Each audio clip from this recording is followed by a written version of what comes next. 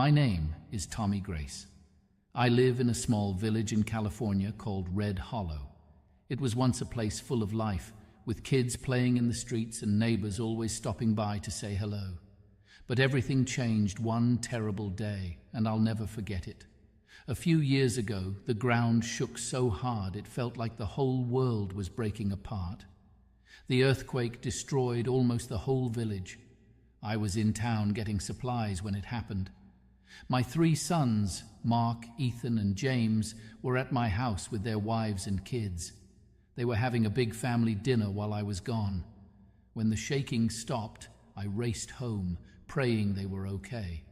But when I got there, all I saw was rubble. My home was gone, crushed to the ground.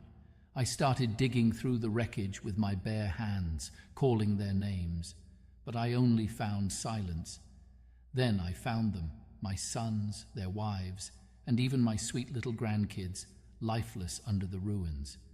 That day, I lost everything. My family was my whole world, and now they were gone. I didn't know how to keep living.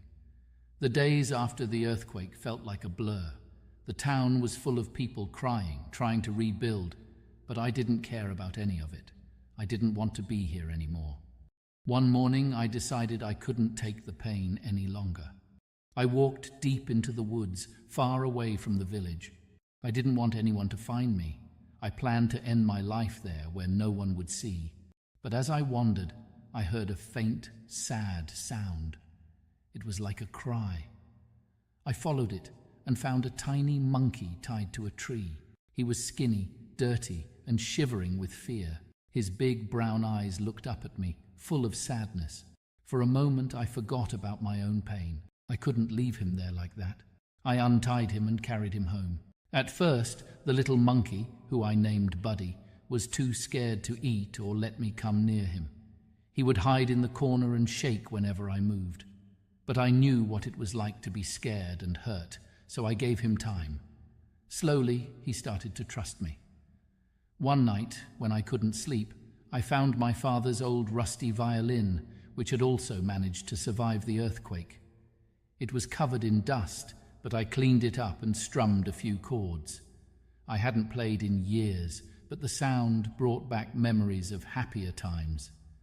Buddy came out of his corner and sat near me, tilting his head as if he was listening. From that night on, I played the violin every evening, and Buddy always sat by my side. One day, as a joke, I gave him the violin, urging him to try his hands on it.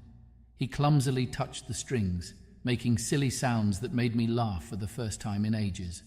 Over time, Buddy started to get better. His tiny hands learned how to pluck the strings, and soon he was playing real music. Now, Buddy and I perform together. We travel to nearby towns, sharing our music with anyone who will listen. People always say how special it is to see a man and a monkey making music together, but it's more than that. For me, Buddy saved my life. On the day I planned to leave this world, he gave me a reason to keep going. Every song we play is a reminder that even when everything feels lost, there's still a chance for hope, love, and light.